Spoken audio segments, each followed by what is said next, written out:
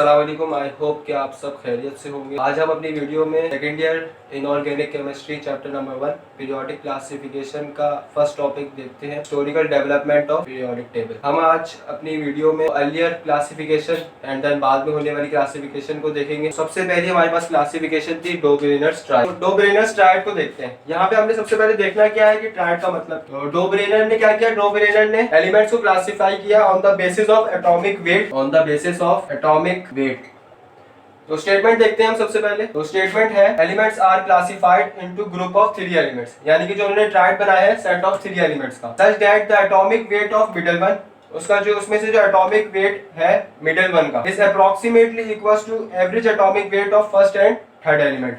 यानी कि जो ट्रायड बना है सेट ऑफ 3 एलिमेंट्स का, उसमें से जो एटॉमिक वेट है मिडिल वन का, कभी कभी तो अप्रोक्सीमेटली इक्वल्स टू होता है और कभी कभी जो है वो exactly equals to average atomic weight of first and third element. अब हम डोबरेनर्स ट्रायड की एक्सप्लेनेशन देखते हैं। तो हमारे पास इसका स्टेटमेंट क्या थी कि atomic weight of middle one is approximately equals to average atomic weight of first and third element। Suppose करते हैं हमारे पास कोई से भी 3 एलिमेंट्स का हमने ट्रायड बनाया है। तो हमने सपोज कर लिया कि हमारे पास 3 एलिमेंट्स हैं A, B and C। Atomic weight of B बराबर है हमारे पास atomic weight of A plus C upon 2, यानी कि average atomic weight of first and third element is approximately equals to average atomic weight of B। Example भी देखते हैं इन्होंने अपने ट्रायड्स की कौन कौन सी एग्जाम्पल्स दी थी। इन्होंने बहुत सारे ट्रायड बनाए थे, तो हम कोई से भी 2 ट्रायड को देख लेते हैं। तो सबसे पहला ट्रायड जो उन्होंने दिया था लिथियम, सोडियम और पोटेशियम।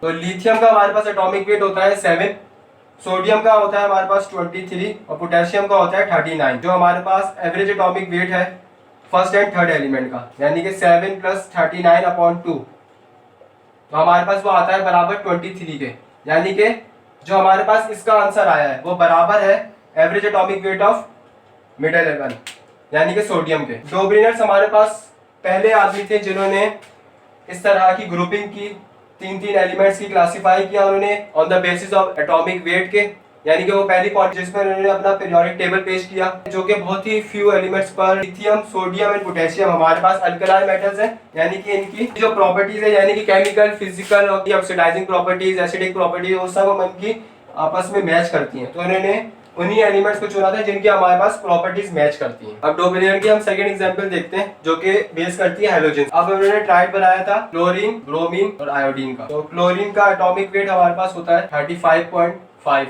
ब्रोमीन का है 80 और आयोडीन का है 127। According to formula 35.5 plus 127 upon 2, यानी कि एवरेज, तो वो बराबर आता है अप्रोक्सीमेटली 81.25, जो कि अप्रोक्सीमेटली बराबर है 80 के, यानी कि ब्रोमीन के एटॉमिक वेट के। यहाँ तक उनके बहुत सारे सक्सेसफुल ट्रायड्स बने थे। अब हम फेलियर और डिमेरिट्स देखते हैं डोबरेनर ट्रायड, जो कि हैलोजेंस ट्रायड पर ही डिपेंड करता था कि इन्होंने अपने ट्रायड में फ्लोरीन को क्यों नहीं लिया। तो फ्लोरीन और ब्रोमीन का ट्रायड बनाते हैं। तो फ्लोरीन का हमारे पास एटॉमिक वेट होता है 19, फ्लोरीन का होता है 35.5 एंड ब्रोमीन का होता है 80।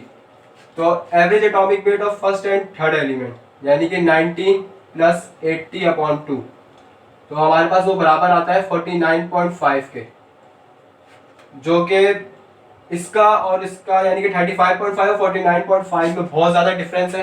तो यही इनका फेलियर और डिमेरिट था कि डोबरेनर ट्रायड, यहाँ पे उसको जो फेलियर बना हुआ है वो क्या valid on only few elements, यानी कि जब उसके ट्रायड को चेंज किया तो 19 और 80 को हमने जब ऐड और उसका एवरेज लिया तो वो आया हमारे पास 49.5, जो कि इन दोनों में बहुत डिफरेंस है कि क्लोरीन का एटॉमिक वेट जो मिडिल वन का था वो 35.5 और जो एवरेज एटॉमिक वेट हमारे पास आया वो 49.5, इन दोनों में बहुत ज़्यादा डिफरेंस है। तो यहाँ पर ही इसका डिमेरिट्स ऑफ फेलियर निकला। डोबरेनर्स के लॉ ऑफ ट्रायड काफ़ी साल बाद केमिस्ट्री में बहुत बड़ी सक्सेस आई, जिसे हम न्यूलैंड लॉ ऑफ ऑक्टेव के नाम से जानते हैं। तो न्यूलैंड साहब म्यूज़िक और केमिस्ट्री को मिला के एक अपना पीरियोडिक टेबल पेश किया, जो कि बहुत ही कम एलिमेंट्स पर बेस करता था, मगर जितने एलिमेंट्स पर ये बेस करता था उस वक्त तक ये बिल्कुल सही साबित हुआ। तो हम ऑक्टेव को देखते हैं कि ऑक्टेव क्या है हमारे पास। ऑक्टेव हम कहते हैं कि हमारे पास हिंदी जबान में जो म्यूजिक बनते थे उनमें उस म्यूजिक की जो टोन बनती थी वो उसमें 7 टोन बनती थी।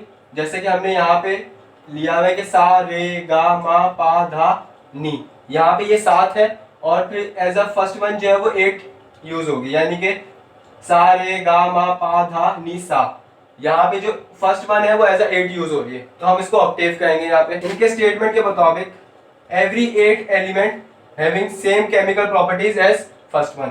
तो इसी स्टेटमेंट को जब हम उनके अपने पीरियोडिक टेबल पे अप्लाई करते हैं, यानी कि lithium, beryllium, boron, carbon, nitrogen, oxygen, fluorine, then sodium, वो ऑक्टेव है यहाँ पे। तो लिथियम और सोडियम की प्रॉपर्टीज सेम है, दोनों ही अल्कलाई मेटल्स हैं। उसके बाद फिर मैग्नीशियम से शुरू करते हैं। तो magnesium, aluminium, silicon, phosphorus, sulphur, chlorine, then potassium. तो सोडियम, पोटेशियम और लिथियम, इन तीनों की केमिकल प्रॉपर्टीज, फिजिकल प्रॉपर्टीज, सारी प्रॉपर्टीज सेम है, अल्कलाई मेटल्स। अगर हम बेरिलियम के हिसाब से देखें तो beryllium, boron, carbon, nitrogen, oxygen, fluorine, sodium और फिर मैग्नीशियम। अब सवाल यह है कि इस पीरियोडिक टेबल के अंदर हमने नोबल गैसेस को क्यों नहीं लिया, जो नोबल गैसेस अब तक डिस्कवर ही नहीं हुई थी। तभी इन छोटे से, यानी कि छोटे से पीरियोडिक टेबल के अंदर जितने भी एलिमेंट्स थे, उन एलिमेंट्स पर इसका जो पीरियोडिक टेबल था वो बिल्कुल सही साबित हुआ था। अब इन्होंने भी एटॉमिक वेट के लिहाज से ही इस अपने क्या नाम है पीरियोडिक टेबल को अरेंज किया था। Every 8 element having same chemical properties as first. अब आप कहीं कहीं से भी शुरू करें, उसका जो 8 होगा उसकी भी केमिकल प्रॉपर्टीज सेम होंगी। यहाँ पे अगर हम बोरॉन के हिसाब से बात करें तो उसके बाद carbon, nitrogen, oxygen, fluorine, sodium, magnesium, aluminium और सिलिकॉन, यहाँ पे भी सही है। Every 8 element from first one जो है उसकी केमिकल प्रॉपर्टीज और जितनी भी प्रॉपर्टीज है वो सब सेम है। तो अब हम इनके फेलियर और डिमेरिट्स की बात करते हैं। न्यूलैंड का लॉ ऑफ कैसे फेल हुआ, यहाँ पे उसके डिमेरिट्स क्या थे।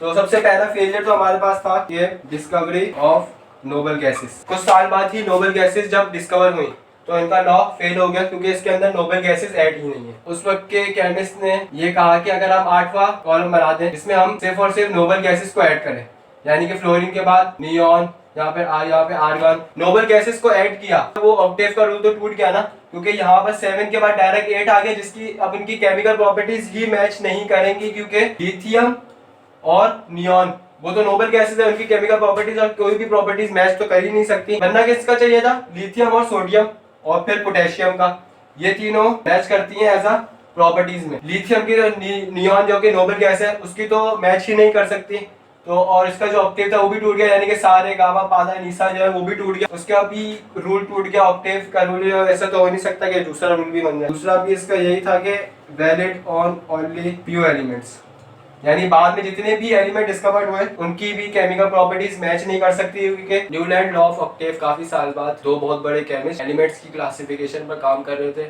जिनमें से एक लॉदरमेयर साहब थे और दूसरा मेंडलीफ। फर्क ये था कि लॉदरमेयर ने अपनी क्लासिफिकेशन ग्राफ के जरिए पेश की। लॉदरमेयर क्लासिफिकेशन में उन्होंने ग्राफ पेश किया जो कि atomic volume versus atomic weight पर डिपेंड करता है। तो वाई एक्सिस पे उन्होंने एटॉमिक वॉल्यूम को प्लॉट किया और एक्स एक्सिस पे उन्होंने एटॉमिक वेट को प्लॉट किया। ये मैंने आपको छोटा सा ग्राफ बनाकर दिखाया है। सबसे पहले देखने वाली बात ये है कि ग्राफ को समझने के लिए आपको बताते हैं अल्कलाई मेटल्स को ऑन द पीक रखा है। दूसरी समझने वाली बात ये है कि अल्कलाई अर्थ मेटल्स हैं वो डिसेंडिंग पोजीशन पर। ये हम देख रहे हैं कि जो पीक के जरिए जो डिसेंडिंग पोजीशन आ रही है, यहाँ पे देखिए magnesium, calcium, alkali earth metals place किए हैं। तीसरी समझने वाली बात ये है कि हेलोजेंस जो हैं, यानी कि फ्लोरीन, क्लोरीन, ब्रोमीन जो हैं वो असेंडिंग पोजीशन पर है हमारे पास।